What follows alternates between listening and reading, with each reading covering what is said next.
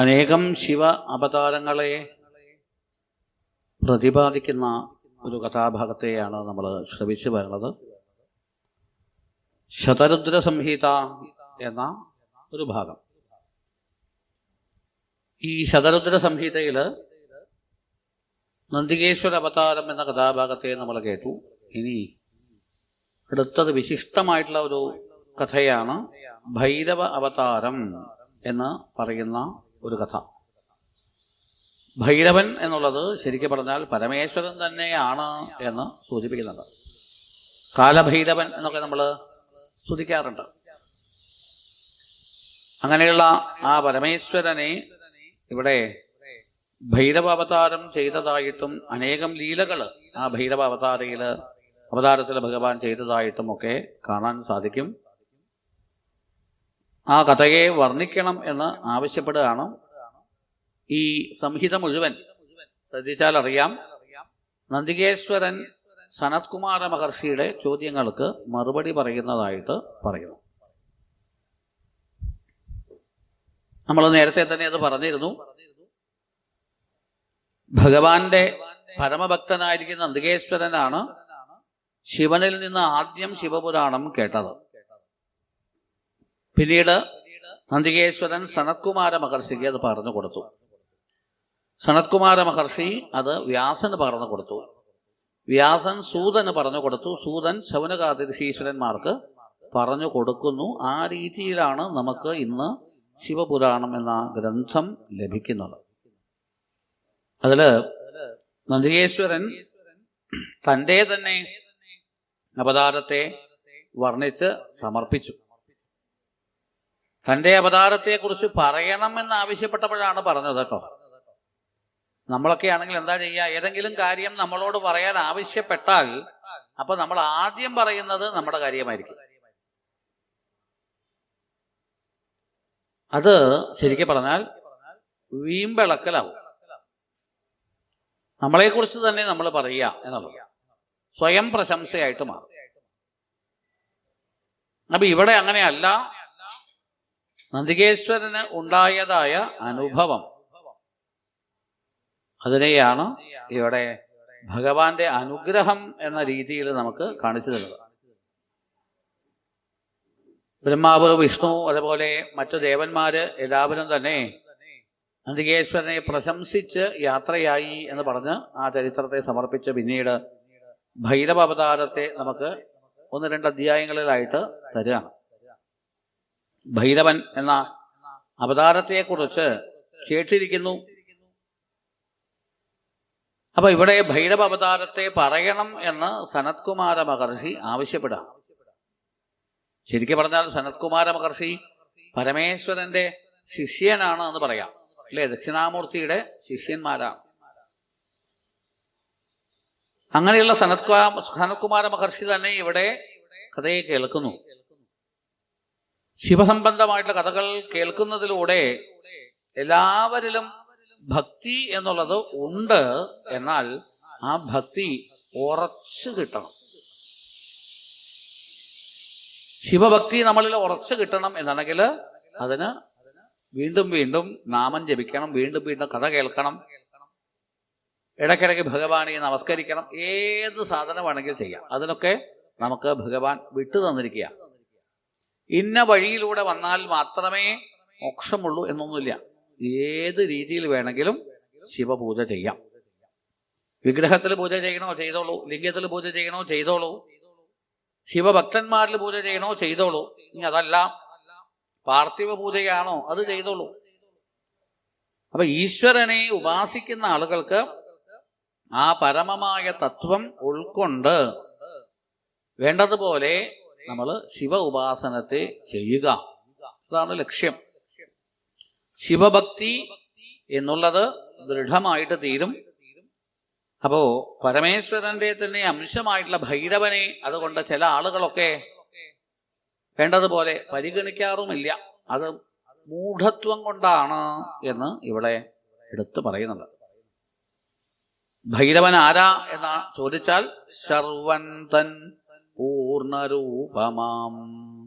പരമേശ്വരനും ഈ കാലഭൈരവനും തമ്മിൽ യാതൊരു വ്യത്യാസവുമില്ല. നന്ദികേശ്വരനും പരമേശ്വരനും തമ്മിൽ യാതൊരു വ്യത്യാസവുമില്ല. അപ്പൊ അത് നമ്മൾ അറിഞ്ഞു വേണം ഭഗവാനെ ആശ്രയിക്കാൻ എന്നുള്ളത് കാണിച്ചു തരുന്നു. ഇവിടെ ഭൈരവൻ ആര് എന്ന് നമുക്ക് മനസ്സിലാക്കി തരാൻ വേണ്ടി ഉപദേശിക്കുന്ന വേളയിൽ ഭഗവാന്റെ മായയിൽ മോഹിച്ചതായിട്ടുള്ള ആളുകൾക്ക് ഈ ഭൈരവനെ ശിവന് സമമായിട്ട് കാണാനുള്ള ഒരു ബുദ്ധി ഉണ്ടാവാറില്ല. കാരണം ശിവമായ മോഹിതരായതുകൊണ്ട് അവർക്ക് അതിനുള്ള കഴിവ് നഷ്ടപ്പെട്ടിരിക്കുന്നു എന്ന് ഇവിടെ ആദ്യം തന്നെ പറയുകയാണ് നന്ദികേശ്വരൻ.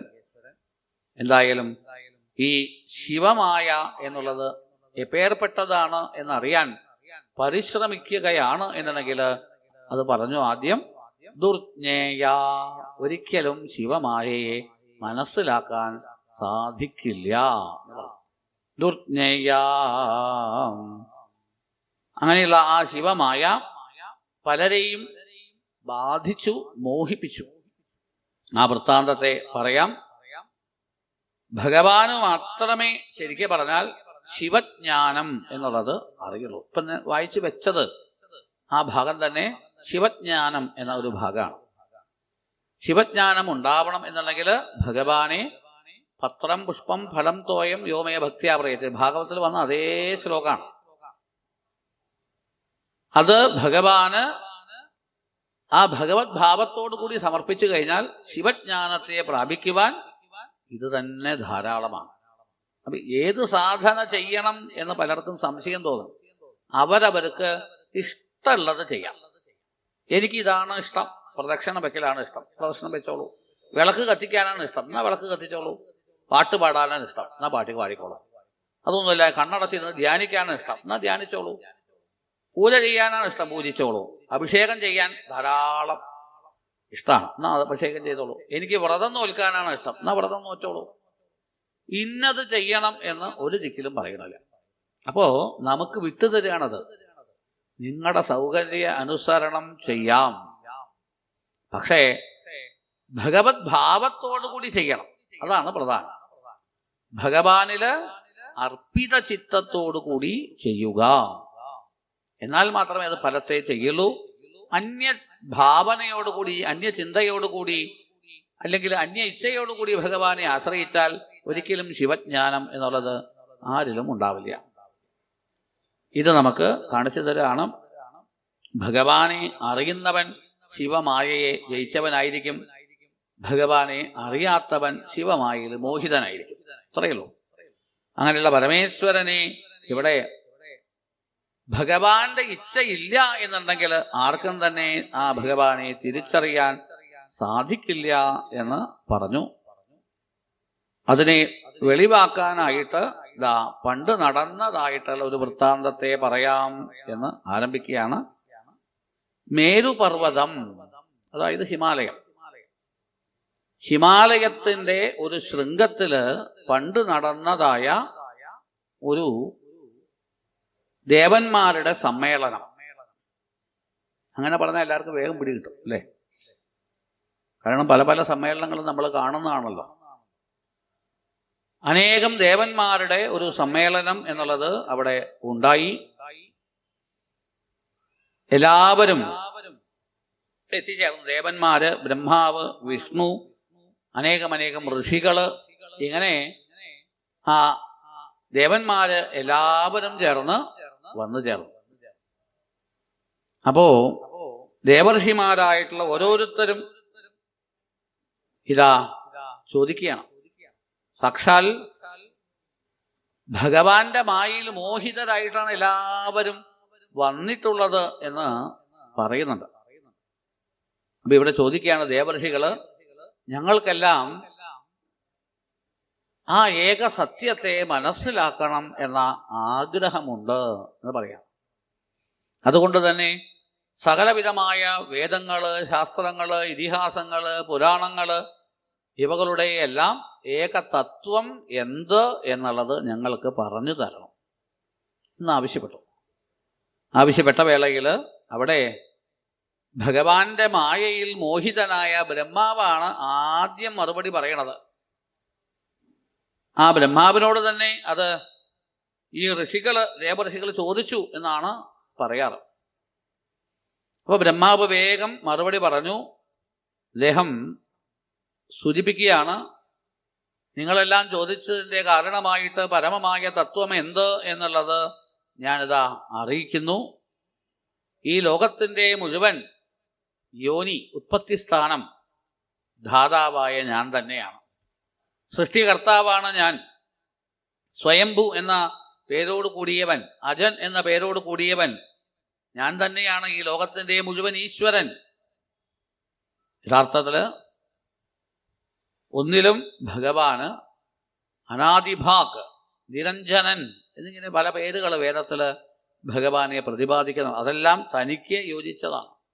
ഈ ജഗത്തിൻ്റെ മുഴുവൻ പ്രവർത്തകൻ ഞാനാണ്. അതേപോലെ തന്നെ ഈ ജഗത്തിൽ പെട്ട് നട്ടം തിരിയുന്നതായിട്ടുള്ള ജീവന്മാരെ മുഴുവൻ അതിൽ നിന്ന് വിടുവിക്കുന്നതും നിവർത്തകനും ഞാനാണ്.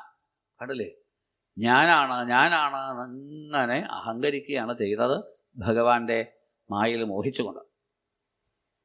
തനിക്ക് മേലെ മറ്റാരുമില്ല എന്ന് പറഞ്ഞ് ആ ഋഷികളോട് പറയുണ്ടായി. ഇത് കേട്ട മാത്രയിൽ അവിടെ തന്നെ സാക്ഷാൽ വിഷ്ണുവും ഉണ്ടായിരുന്നു. വിഷ്ണു ഭഗവാൻ ഉടനടി അത് കേട്ട ഉടനെ പറയുകയാണ്, ചിരിച്ചുകൊണ്ടും അതേ സ്ഥാനത്ത് കോപവും ഉണ്ടായി. ബ്രഹ്മാവ് പറയുന്നതായിട്ടുള്ള വാക്കുകൾ കേട്ടപാടെ ഈ വിഷ്ണുവും ശിവമായയിൽ മോഹിതനായിരുന്നു എന്ന് സൂചിപ്പിക്കുന്നുണ്ട്. നമ്മൾ നേരത്തെ പറഞ്ഞതായിട്ടുള്ള ആ തത്വം എപ്പോഴും ഓർക്കണം കേട്ടോ. കഥ ബ്രഹ്മാവാണ് വിഷ്ണുവാണ് എന്ന് പറയുമ്പോൾ നിങ്ങൾ ഉടനെ ഈശ്വരന്മാരാണെന്ന് മാത്രം വിചാരിക്കരുത്. ബുദ്ധിക്ക് അടിപ്പെട്ടവൻ, ശരീരത്തിന് വശകനായവനെ വിഷ്ണു എന്നും ബുദ്ധിക്ക് അടിപ്പെട്ടവനെ ഇവിടെ ബ്രഹ്മാവ് എന്നൊക്കെ ചിന്തിക്കാം. അപ്പം അവരുടെ ബുദ്ധിശക്തി കൊണ്ട് മാത്രമേ അവർക്ക് അളക്കാൻ സാധിക്കുള്ളൂ. ആ ബുദ്ധി എന്നുള്ളത് പരിമിതമാണ്.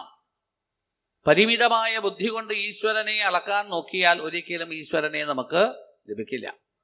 ശരീരബോധത്തോടുകൂടി ഈശ്വരനെ നമ്മൾ അങ്ങോട്ട് കാണാൻ യത്നിച്ചാൽ ഒരിക്കലും ഈ ശരീരം എന്നുള്ളത് കൊണ്ട് ഈശ്വരനെ നമുക്ക് പ്രാപിക്കാനോ കാണുവാനോ സാധിക്കില്ല.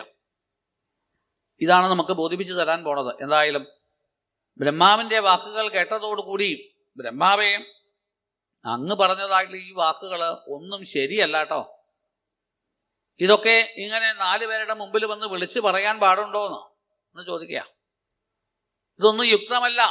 അങ്ങയുടെ ഉള്ളിലുള്ള മൂർഖത്വമാണ് ഇതുപോലെ ഞാനാണ് എന്ന് പറയാൻ കാരണമായത് എന്ന് പറഞ്ഞു.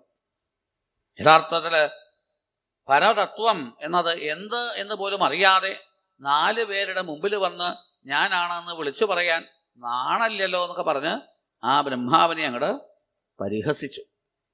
വൃഥ ഇതുപോലെയൊക്കെ വന്ന് പറയാൻ പാടുണ്ടോ എന്ന് ചോദിച്ചു. ലോകത്തെ മുഴുവൻ സൃഷ്ടിച്ചത് ആരറിയോ? ഞാനാണ് എന്ന് വിഷ്ണുവും അവിടെ പറയുകയാണ്. പൊതുവെ പരമാത്മാവ്, പരപ്പുമാൻ എന്നൊക്കെ വേദത്തിൽ നാരായണ പരംബ്രഹ്മ തത്വം നാരായണ പരഹ എന്ന് വേദത്തിൽ തന്നെ കാണാനുണ്ട്. അതുപോലെയുള്ള ആ പരമാത്മാവ് ഞാൻ തന്നെയാണ് എന്ന് സ്വയം പറയുകയാണ്. സകല യജ്ഞങ്ങളുടെയും യജ്ഞനാരായണൻ എന്ന് പോലും പേരുണ്ട് ഭഗവാൻ. യജ്ഞങ്ങളുടെയും ദേവന്മാരുടെയും അതുപോലെ മായയുടെയും ഒക്കെ അധിപതി ഞാനാണ്. ഇങ്ങനെ വിഷ്ണുവും ശിവമായയിൽ മോഹിതനായിട്ട് ഞാനാണ് എന്ന് വിളിച്ചു പറഞ്ഞു. ഇതെല്ലാം കേട്ട വേളയിൽ വേഗം തന്നെ ഈ ബ്രഹ്മാവിനോട് പറയുന്നു, ഞാൻ ആജ്ഞാപിച്ചത് കൊണ്ടാണ് ബ്രഹ്മാവെ അങ്ങ് പോലും സൃഷ്ടികർമ്മത്തിൽ മുഴുകിയത് എന്ന് പരസ്പരം ഇവര് സ്ഥാനമാനികളായിട്ട് ജയേഷികളായിട്ട് എന്നൊക്കെ പറയാം ഞാനാണ് എന്ന് പറഞ്ഞു. ഇത് കേട്ടപാടെ പിന്നെ അവരുടെ ഉള്ളിൽ ചില സംശയങ്ങൾ ഉടലെടുത്തു. നമുക്ക് എന്തെങ്കിലും സംശയം വന്നാൽ ഉടനെ അതിന് തെളിവുണ്ടോ എന്നല്ലേ ചോദിക്കുക. ഈ പറയുന്നതിന് വല്ല തെളിവുണ്ടോ? അപ്പോഴാണ് ഈശ്വരനെ കുറിച്ച് നമ്മളെ പഠിപ്പിക്കുന്ന ഉത്തമ ഗ്രന്ഥങ്ങളാണ് വേദങ്ങൾ. വേദങ്ങളൊക്കെ ഇവിടെ മൂർത്തിമദ്ഭാവത്തെ സ്വീകരിച്ചു കൊണ്ടുവന്ന് നിൽക്കുകയാണ് ചെയ്യുന്നത്. ആ വേദങ്ങൾ ഋഗ്വേദം, യജുർവേദം, സാമവേദം, അഥർവവേദം എന്നിങ്ങനെ ഓരോന്നും അവിടെ നിൽപ്പുണ്ട്. ഇവരെല്ലാം പറഞ്ഞത് കേട്ട വേളയിൽ ബ്രഹ്മാവും ഹരിയും പറഞ്ഞു. രണ്ടുപേരും ഒരേപോലെ പറയുക, ഞാനാണ് എന്നുള്ളതിന് തെളിവുണ്ട് വേദത്തിൽ. ഉടനെ വിഷ്ണു പറഞ്ഞു, ഞാനാണ് എന്നുള്ളത് തെളിവുണ്ട് വേദത്തില്. ഇങ്ങനെ പരസ്പരം പറഞ്ഞ വേളയിൽ എന്നാൽ ഒരു കാര്യം ചെയ്യാം, നമുക്ക് ആ വേദങ്ങളോട് തന്നെ ചോദിക്കാം ആരാണ് കേമൻ എന്ന്. അങ്ങനെ വേദങ്ങളെയെല്ലാം വിളിച്ചു വരുത്തി ശ്രുതിവാക്യങ്ങളെല്ലാം പ്രമാണമായിട്ട് വെച്ചുകൊണ്ട്, ഇതാ നിങ്ങളെല്ലാം പറയുക, തത്വത്തെ വിളിച്ചു പറയുക, ആരാണ് ശരിക്ക് പരബ്രഹ്മം എന്നതിനെ. ഇത് ചോദിച്ച പാടെ ഋഗ്വേദം ആദ്യം വന്നു. എന്നിട്ട് പറയുകയാണ്, ഭൂതങ്ങളെല്ലാം ആർക്കുള്ളിൽ നിന്നിതു സർവവും. ആരിലാണോ ഉള്ളത്, ആരാലാണോ സൃഷ്ടിക്കപ്പെട്ടത്, അങ്ങനെയുള്ള ആ സാക്ഷാൽ പരബ്രഹ്മം ആരെന്ന് ചോദിച്ചാൽ പരമം തത്വമെന്നോതും അതു രുദ്രൻ ഒരാളു താൻ. പരമേശ്വരനാണ് പരതത്വം എന്ന് പറഞ്ഞു ഋഗ്വേദം. പിന്നെ യജുർവേദം, അടുത്ത ആള് യജുർവേദമാണ്. യജുർവേദം വന്നു. യജുർവേദം ചോദിക്കുകയാണ്, നീയാണോ പരമേശ്വരൻ്റെതായിട്ടുള്ള ആജ്ഞയെ ശിരസാ വഹിച്ചുകൊണ്ട്? യജുർവേദം അതിന് മറുപടി പറയുകയാണ്, ബ്രഹ്മാദി ദേവന്മാർ നോക്കി നിൽക്കുക ആകാംക്ഷയോടെ, അവരെയാണ് പാടാൻ പോണത് എന്നുള്ള ചിന്തയാണ്. അപ്പോൾ പറയുകയാണ് യജുർവേദം, യാഗയജ്ഞങ്ങളിലൂടെ ഈ വേദമന്ത്രങ്ങളിലൂടെയൊക്കെ ആരെയാണോ യജിക്കുന്നത്, ആരെയാണോ ആരാധിക്കുന്നത്, അങ്ങനെയുള്ള ആ പരവസ്തു തന്നെയാണ് എല്ലാറ്റിനും പ്രധാനം, പ്രമാണം. അങ്ങനെയുള്ള സർവദൃക്കായിട്ട് വർത്തിക്കുന്നവൻ സാക്ഷാൽ പരമേശ്വരൻ. സർവദൃക് ശിവൻ ഏകനാം എന്ന് പറഞ്ഞു. സർവദൃക്ക് ഈശ്വരനാണ്, സർവജ്ഞൻ ഈശ്വരനാണ്, പരമേശ്വരനാണ്. പരമേശ്വരൻ മാത്രമേ ഉള്ളൂ, മറ്റാരുമില്ല എന്ന് യജുർവേദവും പാടി. അടുത്ത റോള് പിന്നെ സാമവേദത്തിനാണ്. സാമവേദം വന്നതോടുകൂടി ഈ ലോകത്തെ മുഴുവൻ മായയില് കറക്കുന്നതാരാ? ആ ഭഗവാൻ പരമേശ്വരൻ തന്നെയാണ്. യോഗികളൊക്കെ നിരന്തരം ചിന്തിക്കുന്നത് ആരെയാണ്? ഭഗവാനെ തന്നെയാണ്, പരമേശ്വരനെ തന്നെയാണ്. ഏത് പരമേശ്വരന്റെ തേജസ്സിനെ ഉൾക്കൊണ്ടുകൊണ്ട് ഈ ജഗത്ത് മുഴുവൻ പ്രകാശിക്കുന്നുവോ ആ പരവസ്തു ശരിക്കും പറഞ്ഞാൽ ത്രയംബകനാകുന്ന പരമേശ്വരനെയാണ് ഇവിടെ പരവസ്തുവായിട്ട് ഞങ്ങളും കാണുന്നത് എന്ന് സാമവേദവും പരമേശ്വരനെ തന്നെ പാടുകയാണ് ഉണ്ടായത്. അപ്പോഴേക്കും അടുത്ത ചുമതല അഥർവവേദത്തിനാണ്. അഥർവവേദവും വന്നു, ഭഗവാന്റെ മഹത്വം പാടുകയാണ്. യഥാർത്ഥത്തിൽ ഭഗവാന്റെ അനുഗ്രഹമുള്ളതായിട്ടുള്ള ആളുകൾ ഏത് ഭഗവാനെ, ഏത് ദേവേശനെ ഈ ഭക്തന്മാരായിട്ടുള്ള ആളുകളൊക്കെ നോക്കിക്കാണുമോ, നിരന്തരം ആരാധിക്കുമോ, അവരുടേതായിട്ടുള്ള ജീവൻ തന്നെ അവര് കണക്കാക്കാതെ അവരുടെ സർവസ്വവും ഭഗവാന് തന്നെ അർപ്പിക്കുമോ, അങ്ങനെയുള്ള ആ പരമേശ്വരനെയാണ് വേദങ്ങൾ ശരിക്ക് കൈവല്യം നൽകുന്നവൻ, അതേപോലെ ദുഃഖത്തിന് പുറത്തു നിൽക്കുന്നവൻ, കാലത്തിന് അതീതനായിട്ട് വർത്തിക്കുന്നവൻ ശിവൻ എന്ന പേരോട് കൂടിയവൻ. ഇങ്ങനെ അഥർവവേദവും പരമേശ്വരന്റെ മഹത്വത്തെ പാടി. ശ്രുതിവാക്യങ്ങൾ ഇങ്ങനെ ഋഗ്വേദം, യജുർവേദം, സാമവേദം, അഥർവവേദം എന്നിങ്ങനെ 4 വേദങ്ങളും പരമേശ്വരന്റെ മഹിമകളെ പാടിയതോടുകൂടി വേഗം തന്നെ ഇതാ സാക്ഷാൽ ബ്രഹ്മാവും അതേപോലെ വിഷ്ണുവും അവരൊക്കെ ശിവമായിൽ മോഹിതരായിട്ടാണ് നിൽക്കുന്നത്. വീണ്ടും പറയുകയാണത് എന്തു പറ്റി, വേദങ്ങളിൽ നിങ്ങൾക്കൊക്കെ ബോധം നശിച്ചുവോ എന്നാ ചോദിക്കണം. ബോധം നശിച്ചിട്ടാണോ, എന്താണ് ഇങ്ങനെ പിച്ചും പെയ്യും പറയുന്നത്? നിങ്ങളെല്ലാം യഥാർത്ഥത്തിൽ ജ്ഞാനം നഷ്ടപ്പെട്ടവരായിട്ടാണ് ഇവിടെ വന്നിട്ടുള്ളത് എന്ന് ഞങ്ങൾക്ക് തോന്നുക.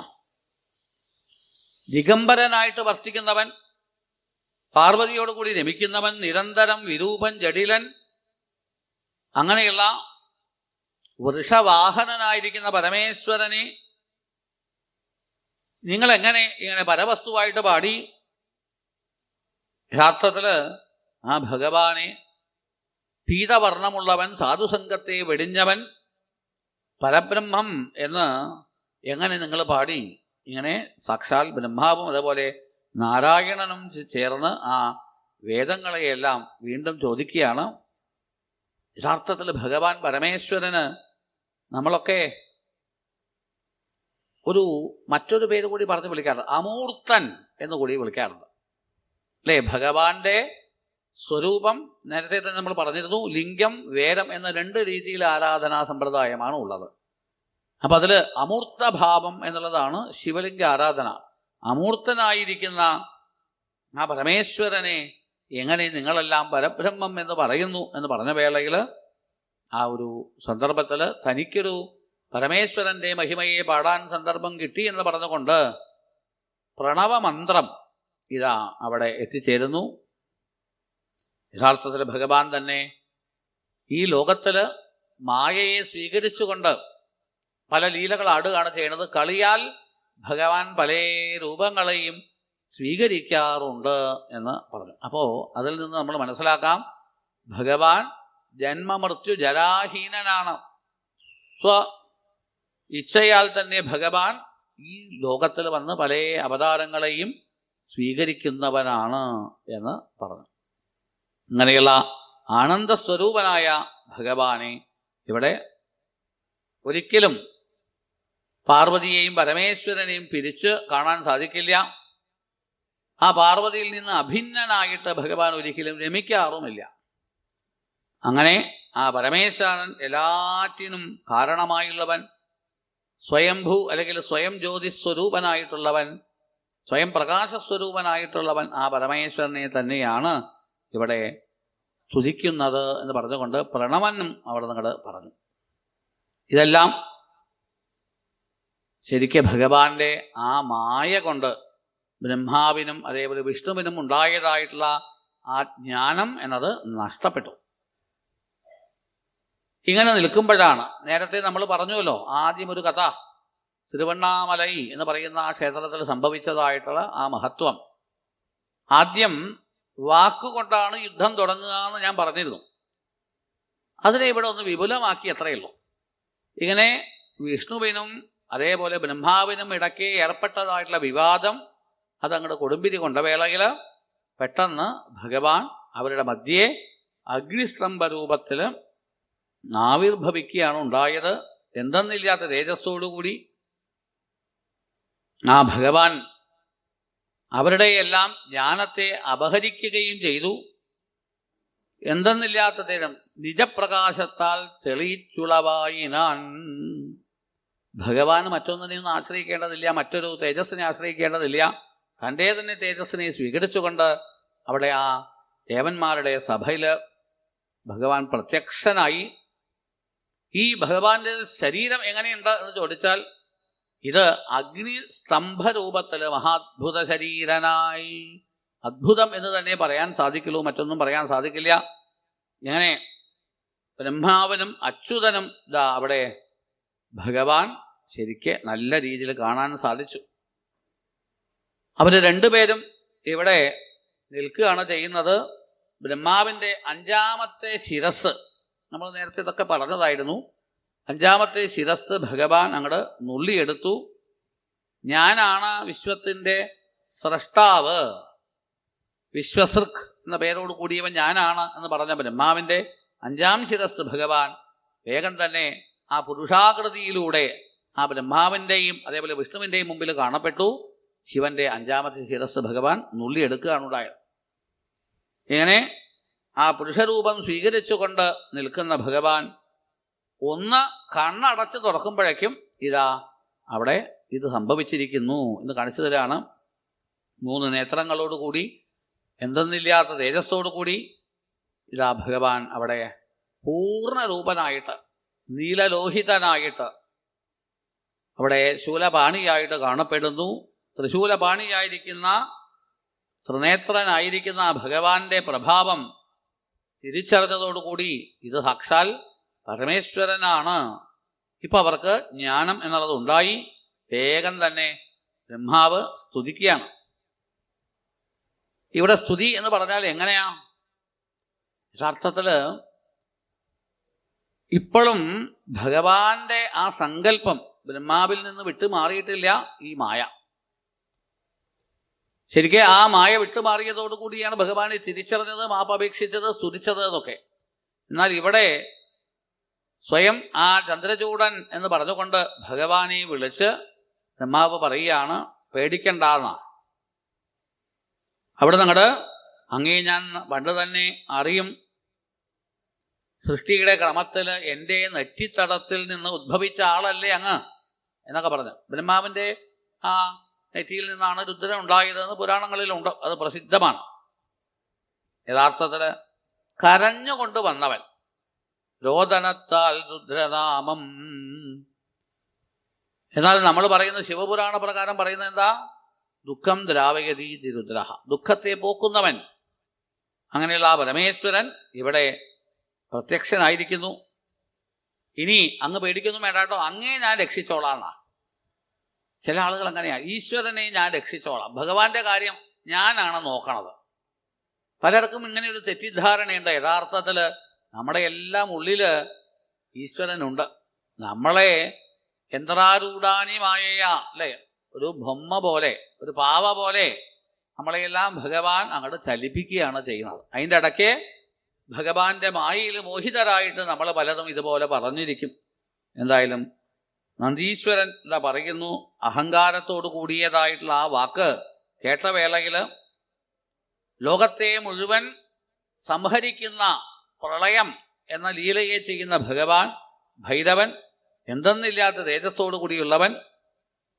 അവിടെ ഞങ്ങളുടെ ഭഗവാൻ പറയുകയാണ്, പത്മജ, യഥാർത്ഥത്തിൽ ഞാൻ ആര് എന്നുള്ളത് നീ മറന്നുവോ?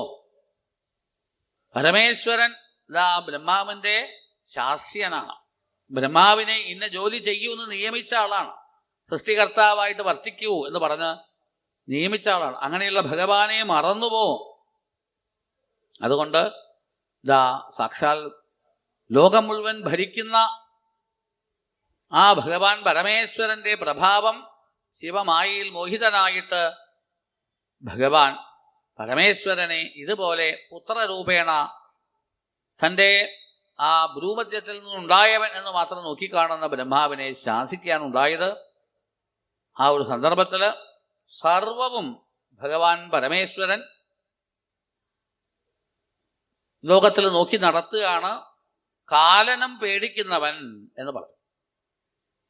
അങ്ങനെയുള്ള കാലത്തിന് അതീതമായിട്ട് വർത്തിക്കുന്ന കാലകാലനായിരിക്കുന്ന ഭഗവാൻ ഇതാ ഇവിടെ പ്രത്യക്ഷനായത് സാധാരണ ഒരുവനല്ല. ഇവിടെ പ്രത്യക്ഷനായത് കാലഭൈരവൻ, ഭൈരവ അവതാരം എന്നൊക്കെ പറയും. യഥാർത്ഥത്തിൽ ഈ സാധാരണ ജനങ്ങളെ മാത്രമല്ല കാലത്തെയും വിഴുങ്ങുന്നവൻ. അതുകൊണ്ട് കാലഭൈരവൻ എന്ന ഭഗവാനാണെന്ന് പറഞ്ഞു. അങ്ങനെ ഭഗവാൻ ദുഷ്ടരെയെല്ലാം ശിക്ഷിക്കും, തൻ്റെ ഭക്തരെയെല്ലാം പാലിക്കും. അവിടെ ഞങ്ങളുടെ ഭക്തന്മാരുടെ സകല പാതകങ്ങളെയും ഭഗവാൻ ഭക്ഷിക്കുകയാണ് ചെയ്യുന്നത്. പാപഭക്ഷണൻ എന്ന പേര് അതുകൊണ്ട് തന്നെ ഭഗവാന് ഉണ്ടായി എന്ന് പറയുന്നു. ഇങ്ങനെ അനേകം അനുഗ്രഹങ്ങൾ ഭഗവാൻ ചെയ്യുന്നവനാണ്. ആ ഭഗവാനെ മറന്നുകൊണ്ട് ബ്രഹ്മാവ് പ്രവർത്തിച്ചു. ആ ബ്രഹ്മാവിൻ്റേതായിട്ടുള്ള തല തൻ്റെ വാമബാഹുക്കളെ കൊണ്ട് ഇവിടെ ഞങ്ങളുടെ ഭഗവാൻ നുള്ളിയെടുക്കുകയാണ് ഉണ്ടായത്. അങ്ങനെ ബ്രഹ്മാവിൻ്റെ അഹങ്കാരം അതോടുകൂടി ശമിച്ചു എന്ന് പറയുന്നുണ്ട്. തെറ്റ് ചെയ്തതായിട്ടുള്ള ആളുകളെ ഭഗവാൻ ശാസിക്കാറുണ്ട്. അത് ബ്രഹ്മാവിൽ അങ്ങോട്ട് നിർവഹിച്ചു എന്ന് പറയുകയാണ്. ഉടനെ ബ്രഹ്മാവിന് തിരിച്ചറിവുണ്ടായി, കൂടെ നിന്ന വിഷ്ണുവിനും തിരിച്ചറിവുണ്ടായി. ഉടനെ രണ്ടുപേരും ചേർന്ന് ഭഗവാനെ നമസ്കരിക്കുകയാണ്. ഭഗവാനെ പ്രാർത്ഥിച്ചു, വേദമന്ത്രങ്ങളെ കൊണ്ട് പ്രാർത്ഥിച്ചു. ആ വേദമന്ത്രങ്ങൾക്ക് നൽകുന്ന ഒരു പേരാണ് ശതരുദ്രീയം എന്ന പേര്. ഭഗവാനെ സ്തുതിക്കുന്ന വേദത്തിൽ പ്രതിപാദിക്കുന്ന ശ്രീരുദ്രം എന്ന മന്ത്രത്തിനെയാണ് ശതരുദ്രീയം എന്ന് പറയാം. ആ ശതരുദ്രീയം എന്ന മന്ത്രങ്ങളെ കൊണ്ട് ഭഗവാനെ സ്തുതിച്ചു. പേടിച്ച് അവിടെ ഭഗവാന്റെ മുമ്പിൽ നിൽപ്പാണ് ഇവർ രണ്ടുപേരും. ഇങ്ങനെ അഹങ്കരിച്ചതായിട്ടുള്ള അവരുടെ അഹങ്കാരം എപ്പോൾ ഭഗവാൻ ആ ബ്രഹ്മാവിൻ്റെ തല നുള്ളിയോ അതോടുകൂടി ശമിച്ചു എന്ന് കാണിച്ചു തരാണ്. ഇപ്പം അവർ തന്നെ മനസ്സിലാക്കി പരബ്രഹ്മം സാക്ഷാൽ പരമേശ്വരൻ തന്നെയാണ്, സച്ചിദാനന്ദ ലക്ഷണനാണ്, പരമാത്മാവാണ്, ഗുണങ്ങൾക്കെല്ലാം അതീതമായുള്ളവനാണ്. ഈ അറിവിനെ അവർ നേടി. സനത്കുമാര മഹർഷി ഇങ്ങനെ സാധാരണ ജനങ്ങളല്ലാട്ടോ, ബ്രഹ്മാവും വിഷ്ണുവും വരെ ഭഗവാൻ പരമേശ്വരന്റെ മായയിൽ മോഹിക്കുന്ന ആളുകളാണ്.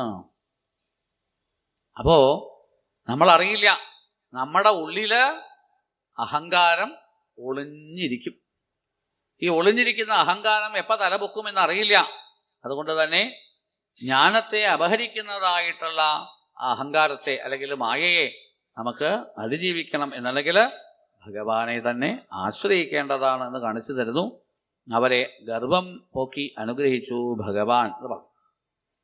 അങ്ങനെയുള്ള ഭഗവാൻ പരമേശ്വരൻ ചെയ്ത ആ ശിക്ഷണത്തെ അല്ലെങ്കിൽ ഭൈരവ അവതാരത്തെ ഇവിടെ വർണ്ണിച്ചു. പിന്നീട് കാലകാലനായിട്ട് വർത്തിക്കുന്ന പരമേശ്വരൻ കാശി ക്ഷേത്രത്തിലേക്ക് ചെല്ലുകയാണ് ഉണ്ടായത്. എന്തിനാണ് കാശിയിലേക്ക് ചെന്നത് എന്ന ഒരു ചോദ്യം പറയും. വാരാണസി എന്നുള്ളത് യഥാർത്ഥത്തിൽ പരമേശ്വരന്റെ ഒരു സ്ഥാനമാണ്. ബ്രഹ്മഹത്യാദി പാപങ്ങൾ പോക്കുവാനായിക്കൊണ്ട് അവിടെ ഒരു വ്രതം എന്നുള്ളത് അനുഷ്ഠിച്ച് കഴിയാം. എന്താ ആ വ്രതത്തിൻ്റെ പേര്? ഇപ്പോൾ പറഞ്ഞു കപാലവ്രതം അല്ലെങ്കിൽ കാപാലവ്രതം എന്നൊക്കെ പറയാം. ബ്രഹ്മാവിൻ്റെ തലയോട്ടി കയ്യിലുള്ളവൻ കപാലവ്രതത്തെ സ്വീകരിച്ചു. പരമേശ്വരൻ ഭിക്ഷ യാചിക്കുകയാണ്. ഈ ഭിക്ഷ യാചിച്ചതിനെ പല രീതിയിൽ പറയാറുണ്ട്. ചില സന്ദർഭങ്ങളിൽ സുബ്രഹ്മണ്യൻ ജ്യോതിഷം കണ്ടെത്തി എന്നൊക്കെ പറയുന്നുണ്ട്. ജ്യോതിശാസ്ത്രം കണ്ടെത്തിയ വേളയിൽ ഞാൻ കണ്ടെത്തി എന്ന് സുബ്രഹ്മണ്യൻ ഉറക്കെ പറയൂ അത്രേ. അപ്പൊ പാർവതി ചോദിച്ചു, എന്താ കണ്ടെത്തിയത്? പരമേശ്വരൻ കൂടെയുണ്ട്. ഓരോരുത്തരുടെയും ഭാവി കാര്യങ്ങളെയും പൂർവ്വകാലങ്ങളെയും ഒക്കെ ഞാൻ ഈ ചില വസ്തുക്കളുടെ സഹായത്തോടു കൂടി പറയാൻ സാധിക്കും എന്ന് പറഞ്ഞു. അപ്പൊ പരമേശ്വരൻ വേഗം ചോദിക്കുക, എന്നാൽ എനിക്ക് എന്താണ് ഭാവി കാര്യം, അതിനെ ഒന്ന് പറയണം. വേഗം സുബ്രഹ്മണ്യൻ ഭിക്ഷ സ്വീകരിക്കാൻ യോഗം ഉണ്ടത് അല്ലേ? ഭിക്ഷ വാങ്ങാൻ യോഗം ഉണ്ടത്. പരമേശ്വരന് ദേഷ്യം വന്നു, നടക്കാതെ പോവട്ടെ എന്ന്. പാർവതി ഒത്തില്ല. പാർവതി പറഞ്ഞു, എന്നാൽ അത് നടക്കട്ടെ എന്ന്. അങ്ങനെ പൊതുവെ പറയാറുണ്ട് ജ്യോതിഷം എന്നുള്ളത് പാതി ഒക്കും പാതി ഒക്കില്ല എന്ന് പറയാൻ കാരണം ഇതാ, ഇവർ രണ്ടുപേരുടെയും ആ ലീലയാണ് കാരണം എന്നാണ്. എന്തായാലും അതിനെ സത്യമാക്കുകയാണ്. താൻ ചെയ്തത് ബ്രഹ്മാവിൻ്റെ തല നുള്ളി എന്നുള്ളത് തന്നെ ബ്രഹ്മഹത്യ എന്ന പാപമാണ്. ആ ബ്രഹ്മഹത്യ പാപത്തെ പോക്കുവാനായിക്കൊണ്ട് കപാലവ്രതം എന്നതിനെ സ്വീകരിച്ച് അവിടെ ധാരാളം സഞ്ചയിക്കുകയാണ്.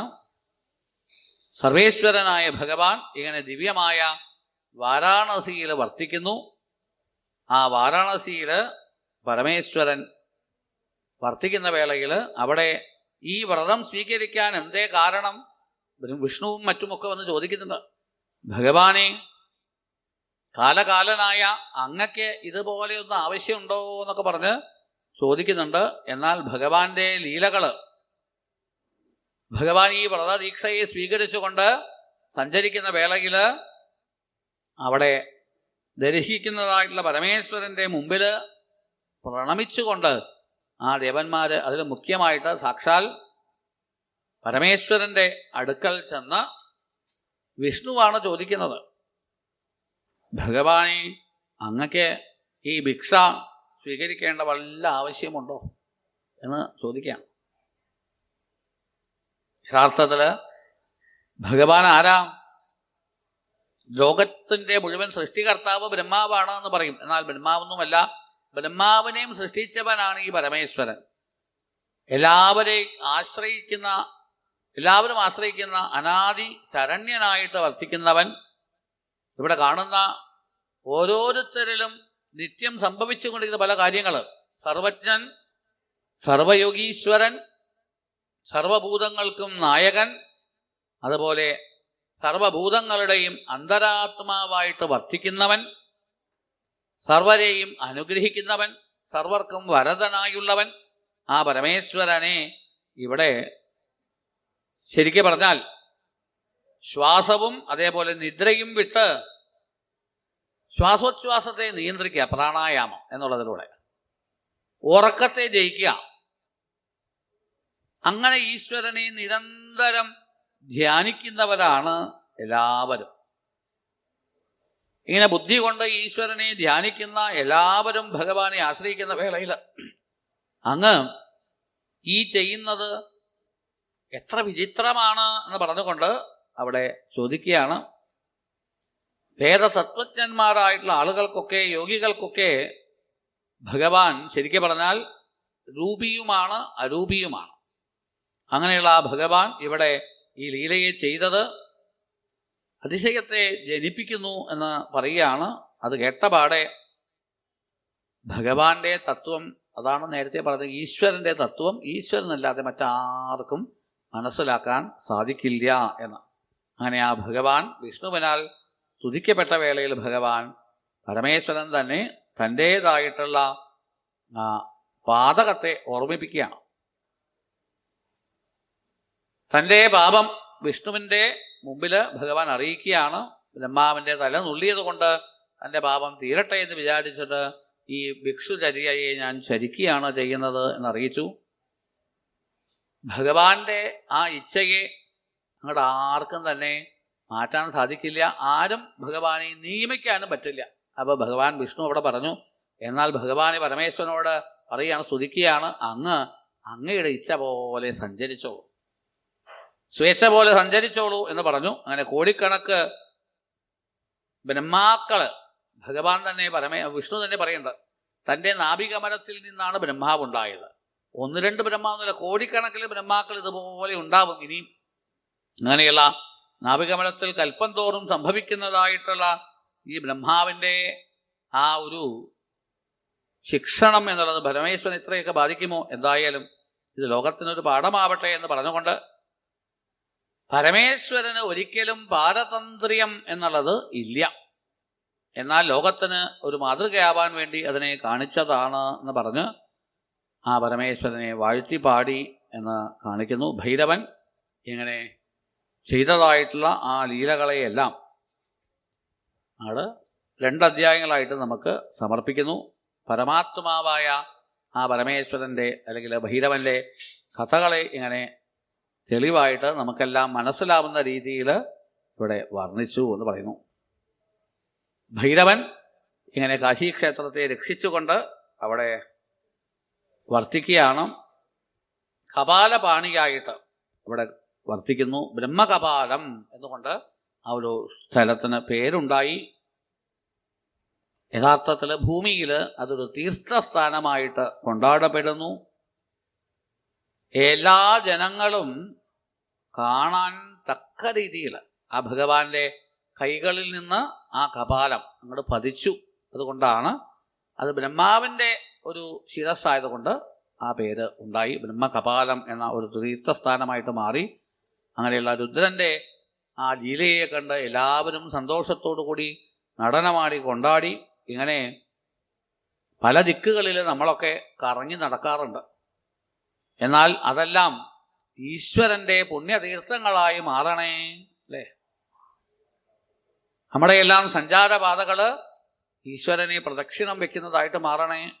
ഓരോ തീർത്ഥസ്ഥാനങ്ങളിൽ എത്തിച്ചേരാൻ സാധിക്കണേ എന്ന പ്രാർത്ഥനയോടുകൂടി ഭഗവാൻ ആ വാഴുന്നതായിട്ടുള്ള ബ്രഹ്മകപാലത്തിലേക്ക് വന്നു ചേർന്ന് കഴിഞ്ഞാൽ ഒരുവന്റെ മോചനം എന്നുള്ളത് നിശ്ചയമാണ്. ഇനി കാശിയിലേക്ക് പോവാൻ പറ്റില്ല എന്നുള്ള ആളുകൾ ഇവിടെ ഇരുന്നു കൊണ്ട് ആ കഥകളെ അനുസ്മരിച്ചാലും മതി, അവൻ്റെ പാപങ്ങളെല്ലാം ഭഗവാൻ പോക്കും. എല്ലാറ്റിലും ഉപരി ഭഗവാന്റെ പ്രിയപ്പെട്ട സ്ഥാനമാണ് ഈ കാശി. അതുകൊണ്ട് തന്നെ വരേണ്യമാകുന്ന ഈ സ്ഥാനത്ത് വെച്ചുകൊണ്ട് സർവേശ്വരനായ ഭഗവാന്റെ സാന്നിധ്യത്തിൽ പിതൃക്കളെ ആര് പൂജിക്കുന്നുവോ, പിതൃക്കൾക്ക് വേണ്ടി തർപ്പണങ്ങൾ ബലിയെല്ലാം സമർപ്പിക്കുന്നുവോ, അവൻ്റെ ബ്രഹ്മഹത്യായ പാപങ്ങളെല്ലാം നീങ്ങും, അവൻ്റെ പിതൃക്കളെല്ലാം കരയേറും, അവരെ അനുഗ്രഹിക്കും എന്ന് പറഞ്ഞു. ഇങ്ങനെ ഭക്തരുടെയെല്ലാം പാപങ്ങളെ ഭക്ഷിക്കുന്നവൻ, അതുകൊണ്ട് ഭൈരവൻ.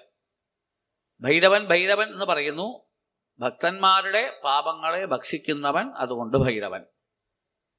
കപാലമോചനം എന്നുള്ളതിനെ മുന്നിലാക്കി ഇവിടെ നിൽക്കുന്ന ആ പരമേശ്വരനെ നമസ്കരിച്ചുകൊണ്ട് സമർപ്പിക്കുകയാണ്. ധനുർമാസത്തിൽ ധനുർമാസത്തിൽ കൃഷ്ണപക്ഷ അഷ്ടമി നാളിലാണ് ഈ ഭൈരവൻ ഉദ്ഭവിച്ചത്. അല്ലേ? ധനുർമാസത്തിൽ കറുത്ത പക്ഷത്തിൽ അഷ്ടമി തിരിക്കാണ് കാലഭൈരവാഷ്ടമി എന്നുള്ളത് കൊണ്ടാടുക. വളരെ പ്രധാനമാണ്. എന്നാൽ നമ്മൾ ഇവിടെ വൈക്കത്തഷ്ടമി കൊണ്ടാടുന്നത് വൃശ്ചികത്തിലാണ്. അതിൻ്റെ അടുത്ത മാസം ഓർമ്മ വെച്ചാൽ മതി, എന്നാൽ പിന്നെ മറക്കാനേ ഇല്ല. കാലഭൈരവാഷ്ടമി എന്നുള്ളത് തമിഴ്നാട്ടിലൊക്കെ വിശേഷമായിട്ട് ഈ അഷ്ടമിയെ കൊണ്ടാടും. ഭഗവാനെ ഞങ്ങൾ പൂജിക്കുകയാണ് ചെയ്യുന്നത്. അന്നത്തെ ദിവസം ശിവരാത്രി പോലെ തന്നെ വിശേഷമായിട്ട് കൊണ്ടാടാനായിട്ട് പറയുന്നുണ്ട്. ഈ കാലഭൈരവാഷ്ടമി എന്നുള്ള സുദിനത്തിൽ ഭക്ഷിക്കാതെ ഉറങ്ങാതെ എവനൊരുവൻ വർത്തിക്കുന്നുവോ അവൻ്റെ പാപങ്ങളെയെല്ലാം കാലഭൈരവൻ ഭക്ഷിക്കും എന്ന് പറഞ്ഞു. അപ്പോൾ എപ്പോൾ പരമേശ്വരൻ നമുക്ക് വേണ്ടി ഇങ്ങനെ ഭൂമിയിൽ അവതരിച്ച് ലീലയെ ചെയ്തുവോ ആ ഭഗവാന്റെ സന്നിധിയിലേക്ക് ചെല്ലാതെ മറ്റൊരു ദിക്കിലേക്ക് ചെല്ലേണ്ടതായിട്ടുള്ള വല്ല ആവശ്യവുമുണ്ടോ എന്ന് ചോദിക്കുകയാണ്. അപ്പോൾ ഭഗവാന്റെ കാലഭൈരവന്റെ വാസസ്ഥാനമായ വാരാണസിയിൽ ചെന്ന് ഭഗവാനെ പൂജിക്കാം. അതല്ല മറ്റേത് സ്ഥലത്തായാലും വിരോധമില്ല. ഭഗവാനെ ഭക്തിപൂർവം അവിടെയും വ്രതത്തോടെ വർത്തിച്ചുകൊണ്ട് ഉറങ്ങാതെ വസിച്ചുകൊണ്ട് പൂജകളെ ചെയ്തു കഴിഞ്ഞാൽ അനേക ജന്മാർജിതമാം പാതകങ്ങൾ അശേഷവും കാലഭൈരവനെ കണ്ടാൽ ശരീരിക്കു ലയിച്ചിടും. ഭഗവാന്റെ ദർശനം, കാലഭൈരവന്റെ ദർശനം തന്നെ വളരെയധികം പ്രയോജനപ്രദമാണ്. 1-2 ജന്മമല്ല, അനേക ജന്മാർജിതങ്ങളാം എന്നാണ്. അനവധി ജന്മങ്ങളിൽ ചെയ്ത പാതകങ്ങളെല്ലാം വിട്ടുമാറും. അങ്ങനെയുള്ള ആ കാലഭൈരവന്റെ അവതാര വിശേഷത്തെ പറയുന്ന വേളയിൽ ഭൈരവനെ ഇങ്ങനെ ആരെങ്കിലും കുറ്റം പറയുമോ അപ്പോൾ എന്ന് ചോദിക്കുകയാണ്. കാശിയിൽ ഭൈരവന് പ്രാധാന്യമുണ്ട്. വിശ്വേശ്വരൻ എന്ന ഭഗവാന്റെ ആ ജ്യോതിർലിംഗത്തെ ദർശിച്ച് കാലഭൈരവനെ ദർശിച്ച് കാശീവാസം ആരാണോ നടത്തുന്നത് അവന് ശുക്ലപക്ഷത്തിലെ ചന്ദ്രൻ എന്നതുപോലെ ആ പുണ്യങ്ങളെല്ലാം വളരും. എന്നാൽ അതേ സ്ഥാനത്ത് കാശിയിലേക്ക് പോയിട്ടും കാലഭൈരവനെ ദർശിക്കാതെ വന്നാൽ, കാലഭൈരവനെ പൂജിക്കാതെ വന്നാൽ അവന് ശുക്ലപക്ഷത്തിന് ചന്ദ്രനെ പോലെ അവൻ്റെ പാപങ്ങളെല്ലാം വൃദ്ധിയെ പ്രാപിക്കും. ഇങ്ങനെ ഒരു ഫലത്തെ പറഞ്ഞു. എന്തായാലും ബ്രഹ്മഹത്യയെ അകന്ന് നമ്മുടെ എല്ലാം രക്ഷിക്കുന്നതായിട്ടുള്ള ഭൈരവ ഉത്പത്തി എന്ന ഒരു ചരിത്രത്തെ നമുക്ക് കാണിച്ചു തരികയാണ് അതിമനോഹരമായിട്ടുള്ള ഭൈരവ അവതാരം എന്നത്. പിന്നീടുള്ള ഒരു അവതാരമാണ് ശരിക്കും പറഞ്ഞാൽ നരസിംഹചരിത്രം. 2 അധ്യായങ്ങളായിട്ട് പറയുന്നത്. ഈ നരസിംഹചരിത്രം എന്തിനാണ് പറയുന്നത് എന്നാണെങ്കിൽ നരസിംഹ നിപാതക എന്ന് ശിവസഹസ്രനാമത്തിൽ നോക്കിയാൽ കാണാം. നരസിംഹത്തെ ജയിച്ചവൻ എന്ന്. നരസിംഹത്തിൻ്റെ കഥ എല്ലാവർക്കും കേട്ട് പരിചയമാണ്. ഹിരണ്യാക്ഷൻ ഹിരണ്യകശിപു എന്ന 2 പുത്രന്മാർ ദിതിയിലും ഉണ്ടായി.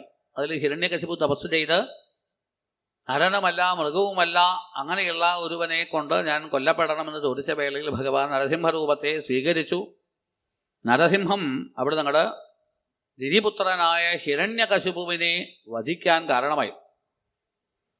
അങ്ങനെ ആ ഹിരണ്യകശിപു കൊല്ലപ്പെട്ടു.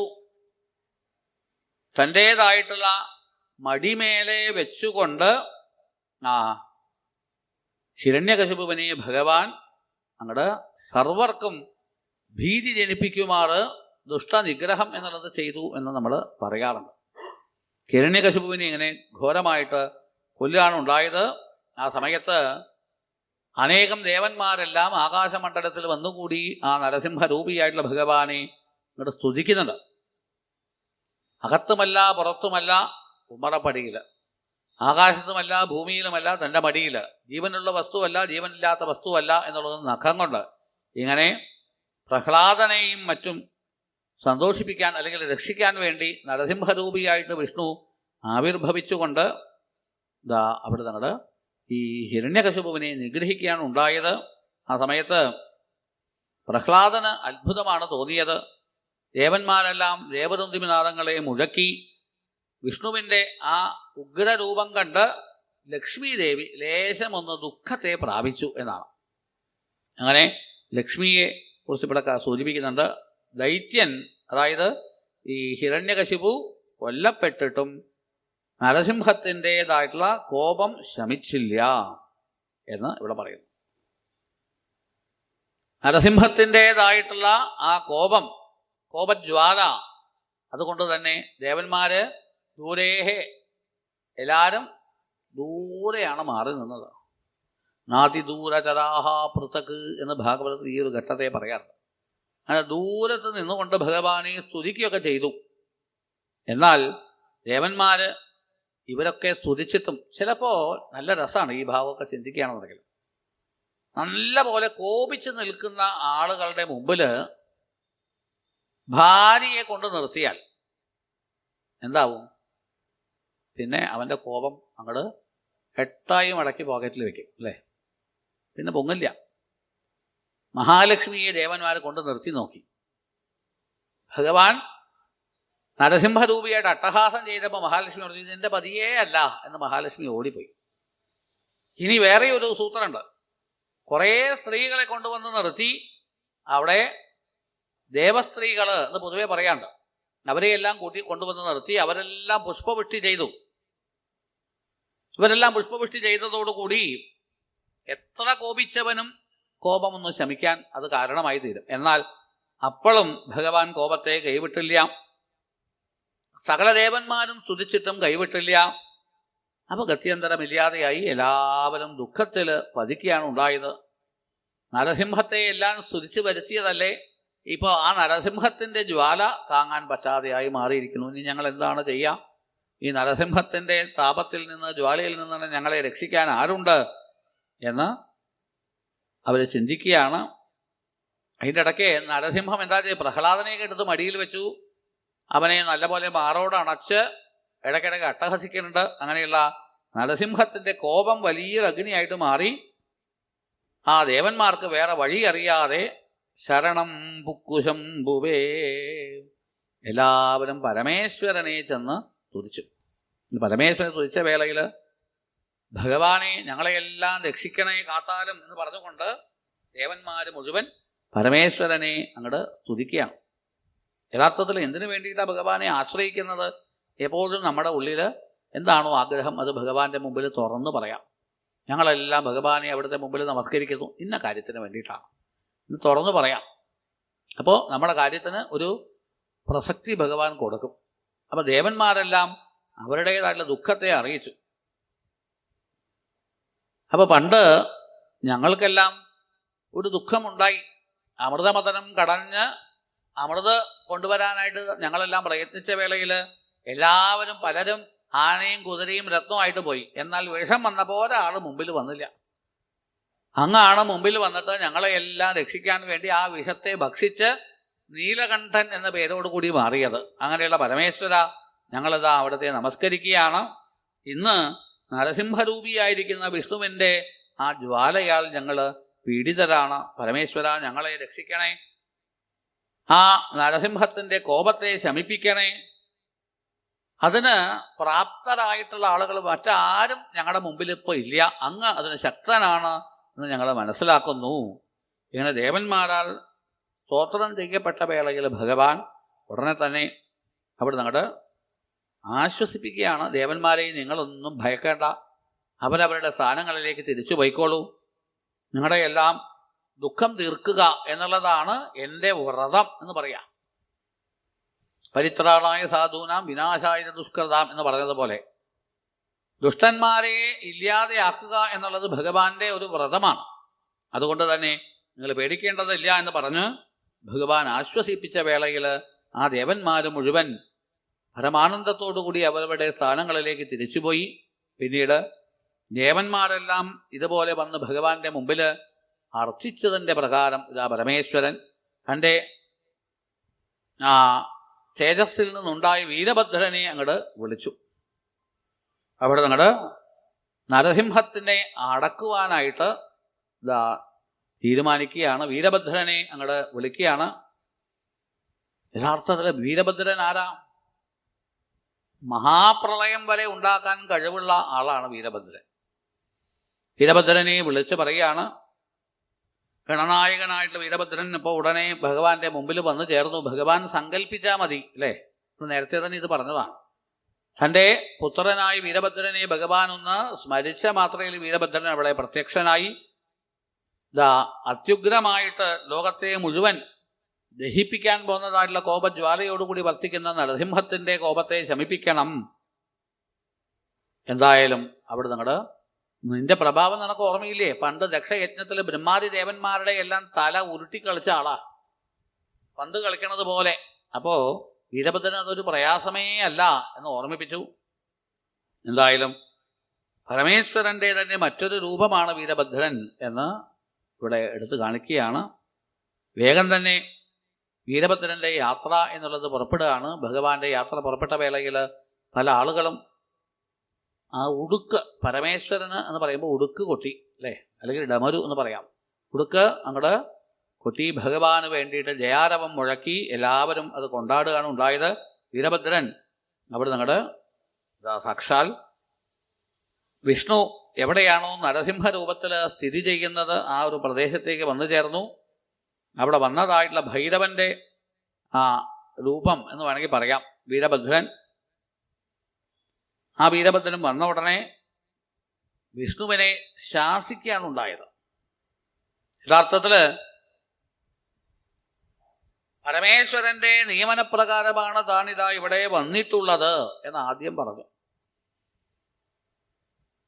ഭഗവാനെ നമസ്കരിച്ചുകൊണ്ട് ആ വീരഭദ്രൻ പറയുകയാണ്, എന്തിനാണ് അങ്ങയെ ഇവിടെ നിയമിച്ചത് എന്ന് ചോദിച്ചാൽ ഈ ലോകത്തിന് മുഴുവൻ സുഖമുണ്ടാക്കുവാൻ വേണ്ടിയിട്ടാണ്. ഈ ലോകത്തിനെ മുഴുവൻ തപിപ്പിക്കാനല്ല. അങ്ങ് ഈ നൃസിംഹരൂപിയായിട്ട് ഈ ലോകത്തിനെ മുഴുവൻ ഇതുപോലെ തപിപ്പിക്കുകയാണ് എന്നുണ്ടെങ്കിൽ അവിടെ ഞങ്ങൾ നിയന്ത്രിക്കാൻ പരമേശ്വരനെ കൊണ്ട് സാധിക്കും എന്ന് പറയാം. ഇങ്ങനെ ഭഗവാന്റെ പല പല ആ രൂപങ്ങളെയൊക്കെ ഇവിടെ പറയുന്നു.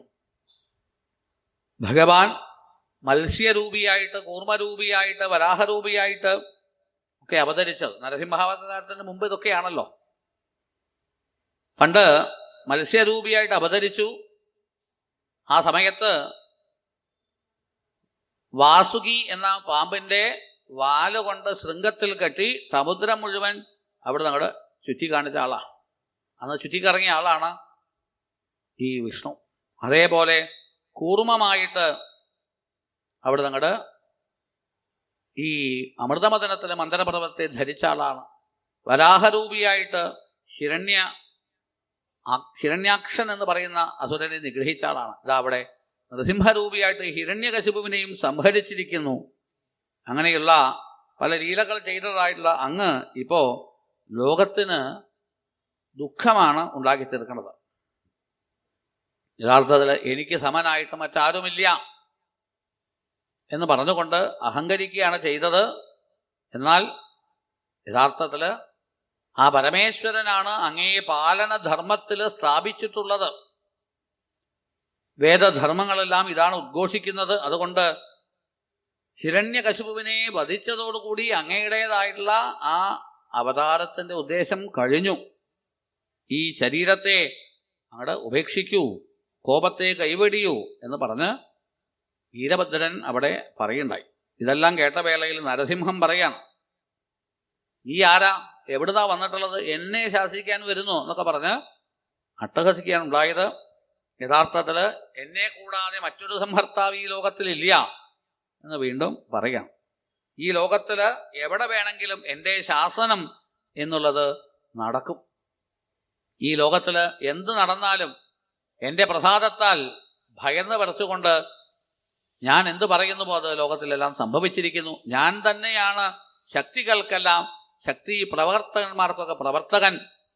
ഇങ്ങനെ എല്ലാറ്റിലും കാരണം താൻ തന്നെയാണ് എന്ന് പറഞ്ഞുകൊണ്ട് നരസിംഹം അവിടെ ഗർജിക്കുന്നതായിട്ട് കണ്ടു. ആ ഒരു വേളയിൽ വീരഭദ്രൻ പരമേശ്വരനാണ് യഥാർത്ഥത്തിൽ സംഹർത്താവ് എന്നുള്ളത് അറിവില്ലായ്മ കൊണ്ട് അത് മാറ്റി പറയുകയാണ്. പിനാകപാണിയായിട്ടുള്ള പരമേശ്വരനാണ് സംഹാരലീല ചെയ്യുന്നവൻ. അങ്ങനെയുള്ള ആ പരമേശ്വരൻ്റെ മഹിമകളെയെല്ലാം പാടി വീരഭദ്രൻ അങ്ങനെ പരമേശ്വരൻ്റെ മഹിമകളെ പാടിയതിന് ശേഷം അവിടെ അങ്ങോട്ട് സാക്ഷാൽ ദേവദേവനായിരിക്കുന്ന രുദ്രനെ വിനയത്താൽ അതുകൊണ്ട് തന്നെ നമസ്കരിക്കൂ എന്നായി. അതൊന്നും ചെവി കൊള്ളാത്ത വേളയിൽ നരസിംഹത്തിനെ അടക്കുവാൻ വേണ്ടി സാക്ഷാൽ പരമേശ്വരൻ ഒരു രൂപം സ്വീകരിച്ചു. ആ ഭഗവാന്റെ അവതാരമാണ് ശരഭാവതാരം എന്ന് പറയും. ശരഭാവതാരം പല ക്ഷേത്രം കുംഭകോണത്ത് ചെന്നാൽ ശരഭേശ്വരൻ എന്ന ഭഗവാന്റെ ഒരു അമ്പലം തന്നെയുണ്ട്. നരസിംഹ നിപാതന എന്ന് പറയുന്നത് ആ ഒരു ശരഭാവതാരത്തെയാണ്. അങ്ങനെ ശരഭാവതാരം എന്നുള്ളതിനെ ഇവിടെ കൊണ്ടാടുകയാണ് ചെയ്തത്. ഭഗവാൻ ഗർജിച്ച് എല്ലാവരെയും ഭയപ്പെടുത്തുന്ന വേളയിൽ നരസിംഹത്തെ ജയിച്ചു ഇവിടെ ഈ ശരഭാവതാരത്തിൽ എന്ന് കാണിച്ചു തരുന്നു. ഭഗവാന് സമനായിട്ട് ഭഗവാൻ മാത്രമേ ഉള്ളൂ എന്ന് പറഞ്ഞുകൊണ്ട് പരമേശ്വരൻ്റെ മഹിമകളെയെല്ലാം ദേവന്മാർ ഇവിടെ പാടുക. വിഷ്ണു, അതേപോലെ ബ്രഹ്മാവ്, മറ്റ് ദേവന്മാർ, ഏറെ അസുരന്മാരായിട്ടുള്ള ആളുകൾ, മഹർഷിമാർ, ഇങ്ങനെ എല്ലാവരും ചേർന്ന് ഭഗവാനെ സ്തുതിക്കുകയാണ് ഉണ്ടായത് എന്ന് പറയുന്നു. അങ്ങനെയുള്ള ശരഭാവതാരം എന്നത് ഹരൻ എന്ന പേരോടുകൂടി പരമേശ്വരനെ എല്ലാവരും കൊണ്ടാടുന്നു. ഹരൻ എന്ന പേര് എന്തുകൊണ്ടാണ് ഉണ്ടായത്? ഹരിക്കുന്നവൻ എന്നുള്ളത് കൊണ്ട് ഹരൻ എന്ന പേരുണ്ടായി എന്നും പറഞ്ഞ് ഇവിടെ പരമേശ്വരൻ്റെ കഥയെ നന്ദികേശ്വരൻ പാടി സമർപ്പിച്ചു.